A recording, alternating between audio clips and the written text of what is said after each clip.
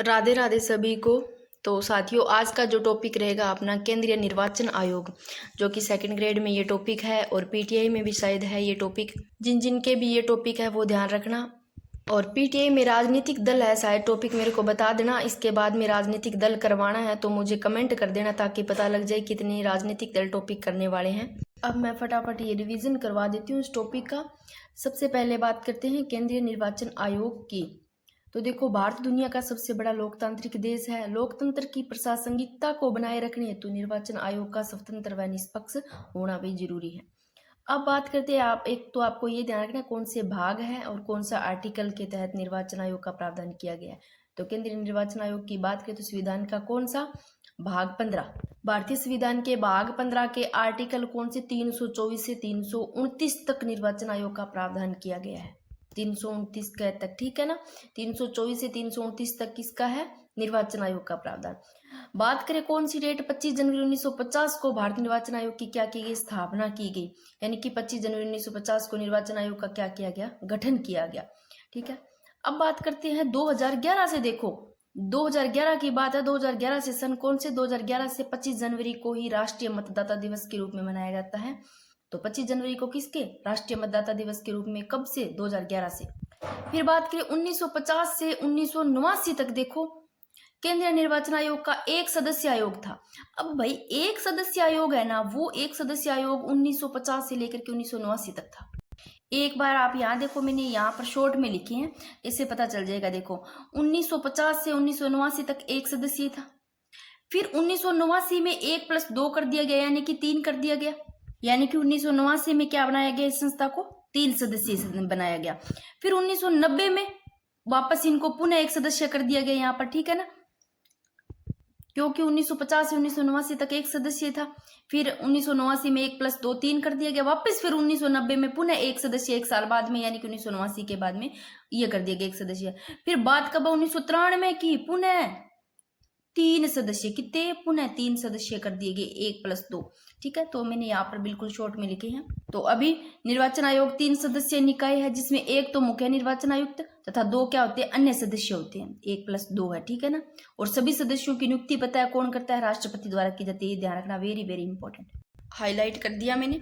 अभी 3 सदस्य निकाय है ये निर्वाचन आयोग, और एक मुख्य निर्वाचन आयुक्त होता है और 2 अन्य सदस्य होते हैं, और नियुक्ति की जाती है राष्ट्रपति द्वारा। लो अब यहाँ पर पढ़ते हैं, कब की बात है, जब एक सदस्य 1950 से लेकर के 1989 तक एक सदस्य था, जिसे केंद्रीय निर्वाचन आयुक्त नियुक्त कहा जाता था। फिर बात है 1989 की, इसमें राष्ट्रपति द्वारा एक अधिसूचना जारी करके कौन, SS धनोआ और VS सेंगल को अन्य निर्वाचन आयुक्त नियुक्त कर दिया गया। यानी कि यहाँ पर 1+2 हो गए, टोटल 3। 1989 की बात है, तो 2 तो देखो यहाँ पर, एक तो मुख्य निर्वाचन आयुक्त और तथा 2 क्या होते हैं, अन्य सदस्य होते हैं। तो मैं यहाँ पर लिख दूं 1+2 1989 में। और अन्य निर्वाचन आयुक्त किनको, SS धनोआ और VS सेंगल को। फिर लेकिन 1990 में राष्ट्रपति द्वारा अधिसूचना को रद्द करके आयोग को पुनः देखो एक सदस्य बना दिया। 1990 में वापिस एक सदस्य, फिर वापिस 1993 में बनाते हैं 3 सदस्य। 1993 में पुनः 3 सदस्य, 1+2 यानी कि 3। ये देखो, पहले तो 1990 SS धनोआ बनाम भारत संघ 1990, इसमें एक बात लिखी है कौन से में, SS धनोआ जो बनाम भारत संघ 1990 की सुप्रीम कोर्ट उच्चतम न्यायालय ने क्या कहा कि आर्टिकल 324(2) है, इसके तहत राष्ट्रपति को यह अधिकार है कि वो अन्य निर्वाचन आयुक्त की नियुक्ति कर सकते हैं। तो अन्य निर्वाचन आयुक्त की भी नियुक्ति कर सकते हैं। ये कौन से आर्टिकल के तहत, 324(2) के तहत राष्ट्रपति को क्या अधिकार है कि वो अन्य निर्वाचन आयुक्त नियुक्त कर सकते हैं। ये इसमें कहा गया SS धनोआ बनाम भारत संघ 1990। फिर 1993 में वापस देख लो, 1+2 हो गया, यानी कि 3 सदस्य। तो ये जो 2 है ना, ये 2 अन्य, ये देखो, ये MS गिल और VP कृष्णमूर्ति। तो 1993 में राष्ट्रपति द्वारा एक अध्यादेश जारी करके आयोग को पुनः 3 यानी कि 1+2 सदस्य बना दिया गया। बात करें योग्यता की, योग्यता जो सामान्य वरिष्ठ या जो सेवानिवृत्ति IAS अधिकारी है, अधिकारियों और नियुक्ति की बात करें तो वेरी वेरी इंपॉर्टेंट 3 समिति जरूर ध्यान रखना आप कि नियुक्ति है इनकी जो राष्ट्रपति के द्वारा होती है। एक समिति की सिफारिश पर होती है। समिति में देख लो, प्रधानमंत्री और लोकसभा में विपक्ष के नेता और PM द्वारा नामित कैबिनेट मंत्री होते हैं। ये समिति होती है, इसकी सिफारिश पर की जाती है नियुक्ति केंद्रीय निर्वाचन आयोग की। ठीक है। शपथ की बात करें तो राष्ट्रीय या प्रतिनिधि द्वारा इनको शपथ दिलाई जाती है। और त्याग पत्र भी ये राष्ट्रपति को देते हैं, शपथ भी राष्ट्रपति द्वारा या फिर प्रतिनिधि द्वारा, त्याग पत्र भी राष्ट्रपति को। वेरी वेरी इंपॉर्टेंट, निर्वाचन आयुक्त को पद से हटाया कैसे जाता है कि मुख्य निर्वाचन आयुक्त को हटाने की जो प्रक्रिया उसी प्रकार है जैसे उच्चतम सुप्रीम कोर्ट है, जो उच्चतम न्यायालय इनके न्यायाधीशों को हटाया जाता है, यानी कि सुप्रीम कोर्ट के न्यायाधीशों के समान ही इनको हटाया जाता है। ठीक है, नेक्स्ट है निर्वाचन आयुक्तों का कार्यकाल क्या है भाई, वेरी वेरी इंपॉर्टेंट। देखो मुख्य का क्या है और अन्य का क्या है। मुख्य का जो है पद ग्रहण करने से 6 वर्ष या 65 वर्ष, इन दोनों में जो भी पहले हो, 6 वर्ष हो जाए या 65 साल की उम्र हो जाए। फिर अन्य का है वो 662 है, मुख्य का 665 है, और वे किसी भी समय त्याग पत्र दे सकते हैं। उनका जो कार्यकाल समाप्त होने से, उन्हें कार्यकाल समाप्त होने से पहले भी क्योंकि हटाया जा सकता है। वैसे जो कार्यकाल है सामान्य वो 665 मुख्य का और अन्य का 662 है। नेक्स्ट, प्रथम निर्वाचन आयुक्त पूछे तो भाई सुकुमार सेन प्रथम निर्वाचन आयुक्त है। वर्तमान में कौन है, वेरी वेरी इंपॉर्टेंट लगा लो, वर्तमान में ज्ञानेश कुमार है। प्रथम निर्वाचन आयुक्त सुकुमार सेन और वर्तमान निर्वाचन आयुक्त ज्ञानेश कुमार। और वेरी वेरी इंपॉर्टेंट पूछा गया प्रश्न है ये वाला, इंपॉर्टेंट लगा लो कि महिला निर्वाचन आयुक्त रहे वीएस रम्मा देवी, ये प्रश्न पूछा गया है। और टीएन सेशन, देखो टीएन सेशन है, ये जो मुख्यमंत्री निर्वाचन आयुक्त भी रहे, राष्ट्रपति का चुनाव भी लड़ा इन्होंने। अब निर्वाचन आयोग के कार्य क्या क्या है भाई, देखो कार्य है इनका, है कार्य चुनाव करवाना। एक तो निर्वाचन आयोग के का काम है चुनाव करवाना। किन के चुनाव कराएंगे, एक तो देखो केंद्रीय निर्वाचन आयोग, ये तो करवाएंगे भी, चुनाव कराएंगे नहीं, ये तो राष्ट्रपति का, उपराष्ट्रपति का, राज्यपाल का, राज्यसभा का, सॉरी लोकसभा का, विधानसभा का, विधान परिषद के चुनाव कराएंगे। तो निर्वाचन आयोग के कार्य क्या है कि चुनाव करवाना। चुनाव है वो केंद्रीय निर्वाचन आयोग तो करवाएंगे, केंद्र में तो राष्ट्रपति, उपराष्ट्रपति, राज्यसभा, लोकसभा, विधानसभा में विधान परिषद के चुनाव कराएंगे। जबकि राज्य निर्वाचन है, कौन की बात करें, राज्य निर्वाचन आयोग की बात करें, ये जो करवाए जाते हैं पंचायती राज नगरीय निकाय संस्थानों के चुनाव किनके द्वारा, राज्य निर्वाचन आयोग के द्वारा करवाए जाते हैं, और केंद्रीय निर्वाचन आयोग का इनके द्वारा। और क्या काम है, मतदान सूचियों का प्रकाशन एवं संशोधन करना, आचार संहिता इसको लागू करना है, उनका पालन करना भाई, करवाना। नेक्स्ट वेरी वेरी इंपॉर्टेंट कि आचार संहिता की शुरुआत पूछे आपको कब हुई, कौन से दशक में शुरू हुई, शुरुआत 1960 में हुई। आचार संहिता की शुरुआत 1960 में हुई, जबकि प्रभावी बनाया गया 1990 में। आर्टिकल अनुच्छेद 103 व 192 के तहत संसद व विधानमंडल के सदस्यों के निर्हरताओं के संबंध में राष्ट्रपति व राज्यपाल को परामर्श देना है, आर्टिकल 103 व 192 के तहत। आर्टिकल 325 में क्या है भाई कि प्रत्येक नागरिक को मत देने का समान अधिकार होगा। आर्टिकल 325 कहता है कि प्रत्येक नागरिक का उसको मत देने का क्या है, समान अधिकारी होगा। किसी भी नागरिक को धर्म या मूल वंश या जाति लिंग के आधार पर मतदान से वंचित नहीं, सभी को देखो नागरिकों को मत देने का समान अधिकार है, ये आर्टिकल 325 कहता है कि कोई भी नागरिक का उसको मूल या फिर धर्म वंश या फिर जाति या फिर लिंग इसके आधार पर मतदान से वंचित नहीं किया जा सकता, आर्टिकल 325 कहता है। आर्टिकल 326 क्या कहता है, आर्टिकल 326 में क्या क्या है भाई, इसमें देखो क्या बातें हैं कि प्रत्येक वयस्क मतदान को मतदान का अधिकार है, प्रत्येक वयस्क मतदाता को क्या है, मतदान का अधिकार है। मूलतः जब संविधान लागू हुआ तब की बात है कि मूलतः वयस्क मतदान हेतु 21 वर्ष की आयु निर्धारित की गई थी, लेकिन कौन सी समिति की सिफारिश पर, तारकुंडे समिति की सिफारिश पर। अब मैंने तारकुंडे समिति आगे लिखी है भी, क्या क्या बातें उसमें वो ध्यान रखना क्या क्या बातें की गई है।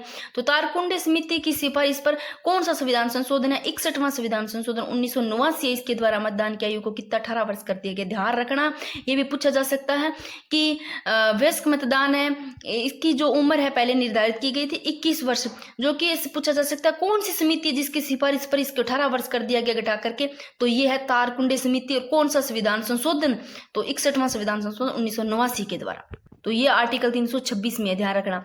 फिर अब निम्न आधारों पर, ये कौन कौन से आधार हैं जिनके आधारों पर नागरिक को मतदान से वंचित किया जा सकता है, वंचित भी किया जा सकता है। कौन से आधार है जिन पर उनको वोट देने से वंचित किया जा सकता है, देखो मानसिक चित्त विकृत, यहाँ मानसिक चित्त विकृत लिखा है, मैं पागल नाम तो नहीं लिख सकती ना, तो पागल जो मानसिक चित्त विकृत हो, या फिर अनागरिक हो। इसमें कौन सा शब्द नहीं है भाई, इसमें मैंने दिवालिया शब्द नहीं लिखा है। दिवालिया को अधिकार है, दिवालिया को वंचित नहीं किया जा सकता अगर मानसिक चित्त विकृत हो जाता है। अब देखो अगर वो पागलो जैसा कोई मानस, अगर वही मान लो वोट देने जावे के पतो वो मानस मशीन नहीं आपके सिर पर उठा के लिया हुआ कि भी कर सके, तो इन लोगों को वंचित किया जा सकता है। अगर ज्यादा ये दिक्कत मानसिक चित्त विकृत या अनागरिक है, वो अपराध या भ्रष्ट आचरण का दोषी पाया जाता है, तो भी उनको मतदान से वंचित किया जा सकता है इन आधारों पर। और आर्टिकल 327 में क्या है, निर्वाचन से संबंधित संसद द्वारा विधि बनाई जा सकती है भाई, जैसे अनुच्छेद कौन सा 382 के तहत परिसमन आयोग का गठन किया गया। बताना परिसमन आयोग अब तक कितनी बार बन चुका है, मैंने लिखाया है पीछे, करवाया बहुत शानदार तरीके से, 3 बार या 4 बार। अगर 4 बार बन गया है तो बताना कौन कौन से सन में, ठीक है ना, ये भी बताना, मैंने बताया हुआ है। आर्टिकल 328 में विधानमंडल द्वारा निर्वाचन के संबंध में विधि बनाई जा सकती है। अगर आप पढ़ करके और नोट्स लिख करके छोड़ देते हो तो कोई फायदा नहीं है, अगर इनका रिवीजन नहीं करते हो, रिवीजन करने से ही फायदा है। जिन्होंने पढ़ा है, रिवीजन किया है, वो बता सकते हैं। तो विधानमंडल द्वारा निर्वाचन के संबंध में विधि बनाई जा सकती है आर्टिकल 328 में। 329 में क्या है कि निर्वाचन को लेकर न्यायालय द्वारा हस्तक्षेप नहीं किया जा सकता भाई, निर्वाचन को लेकर के न्यायालय के द्वारा हस्तक्षेप नहीं किया जा सकता, ये आर्टिकल 329 में है। ये रही अब तारकुंडे जो समिति है 1974 की है बात, उन तारकुंडे समिति, इसमें क्या क्या बातें कही गई, ये बातें हैं। क्या है, पहली कि वयस्क मतदान की आयु है वो 21 वर्ष से घटा करके 18 वर्ष कर दी गई। कौन सी समिति में करी गई, तारकुंडे समिति 1974 में। और संशोधन पूछे तो 61वां संविधान संशोधन 1989, ये रहा, मैंने पहले ही करवाया है, ये रहा 61वां संविधान संशोधन 1989 द्वारा, ठीक है ना, 18 वर्ष कर दी गई 21 वर्ष से घटा करके। और तारकुंडे समिति 1973 में गैर गंभीर उम्मीदवारों पर रोक लगाई जाए भाई, और चुनाव में अधिकतम खर्चा करने योग्य राशि को निर्धारित किया जाए, और राजनीतिक दलों को दिए जाने वाले चुनावी चंदे है उसमें आयकर में छूट है वो प्रदान की जाए भाई, और एक उम्मीदवार 2 से अधिक स्थानों से चुनाव न लड़े। ये सारी इस समिति में इतनी बातें कही गई। नेक्स्ट है दिनेश गोस्वामी समिति 1990, इसमें 5-6 बातें और है। कौन कौन सी है दिनेश गोस्वामी समिति 1990 में, कि बोगस मतदान यानी कि जो फर्जी वोट देना होता है, बोगस मतदान को रोकने हेतु फोटो युक्त मतदान पहचान पत्र जारी किया जाए। अगर कोई फर्जी वोट दे रहा है तो उसको रोकने के लिए क्या, फोटो युक्त मतदान पहचान पत्र जारी किया जाए। ये दिनेश गोस्वामी समिति 1990 में बातें कही गई। और क्या कहा गया कि ईवीएम का व्यापक स्तर पर प्रयोग शुरू किया जाए। Very very important. लोकसभा एवं विधानसभा के चुनाव में न्यूनतम उम्र 21 वर्ष, लोकसभा एवं विधानसभा के चुनाव में कितनी, न्यूनतम उम्र 21 वर्ष, जबकि राज्यसभा एवं विधानसभा के चुनाव में न्यूनतम उम्र 25 वर्ष निर्धारित की जाए। मैं इसको थोड़ा हाईलाइट कर देती हूँ। ये लो 21 वर्ष कौन से में, लोकसभा व विधानसभा के चुनाव में करी गई न्यूनतम, और राज्यसभा और विधान परिषद के चुनाव में 25 वर्ष निर्धारित की जाए। ये कौन सी में कहा गया, कौन सी समिति है, दिनेश गोस्वामी समिति 1990। और राष्ट्रीय गौरव का अपमान पहुंचाने वाले चुनाव लड़ने पर प्रतिबंध लगाया जाए भाई, जो ये पहुंचाते हैं, अपमान पहुंचाते हैं उनको। चुनावी याचिका पर 6 माह में सुनवाई हो, और चुनाव के 24 घंटे पूर्व शराब पर पूर्णतः प्रतिबंध लगाया जाए। ये 5-6 बातें कही गई इस दिनेश गोस्वामी समिति में।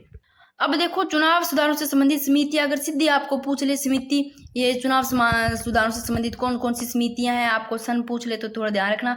संथानम समिति है 1962 में, बोरा समिति 1993 में, और इंद्रजीत जो गुप्ता समिति है 1998 में, और तनरवा समिति है 2010 में।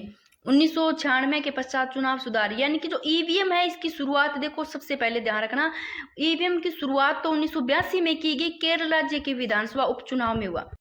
लेकिन भारत में ईवीएम जो इलेक्ट्रॉनिक वोटिंग मशीन है, इसका डिजाइन पूछे तो कौन से वर्ष, 1980 में भाई, किन के द्वारा तैयार किया गया, तो MV जो NF उनके द्वारा तैयार किया गया, आगे में लिखवा रखा है। और गोवा प्रथम राज्य बना भाई जहां पूर्णतः चुनाव ईवीएम से करवाए गए। ये देखो इधर पे, इस पे एक तो आपको ध्यान रखना है कि 2003 में तो राज्यसभा में कौन सी, 12वीं विधानसभा, 2003 में तो राजस्थान में कौन सी, 12वीं विधानसभा, 2003 में राजस्थान में तो 12वीं विधानसभा, जबकि 2004 में 14वीं लोकसभा के चुनाव पूर्णतः ईवीएम से करवाए गए। ध्यान रखना, 2003 में तो 12वीं विधानसभा राजस्थान में, 2004 में 14वीं लोकसभा के चुनाव पूर्णतः किससे, ईवीएम से कराए गए। ये जरूर ध्यान रखना। और भारत में देखो ईवीएम जो इलेक्ट्रॉनिक वोटिंग मशीन है, इसका डिजाइन पूछे, वर्ष पूछे तो 1980 में किया गया। किसके द्वारा, तो MV के द्वारा। लेकिन पहली बार लोकसभा चुनाव है कहाँ, केरल में किया गया इससे। अब नोटा का देखो, नोटा है जो वेरी वेरी इंपॉर्टेंट। 2013 में उच्चतम न्यायालय ने PUCL बनाम भारसंघवाद में नोटा के प्रयोग की बात कही। तो पूछे नोटा के प्रयोग की बात, तो PUCL बनाम भारसंघवाद में करी गई 2013 में उच्चतम न्यायालय ने, ठीक है। और 2014 में इसे क्या कर दिया गया, लागू कर दिया गया। बात 2013 में लागू, 2014 में, ध्यान रखना।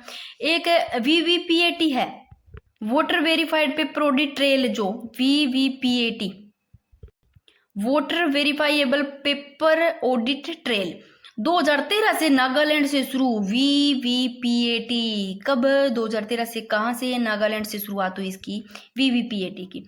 अगर आपको पूछे पिंक बुथ तो शुरुआत 2015 में होती है पिंक बुथ की बिहार से।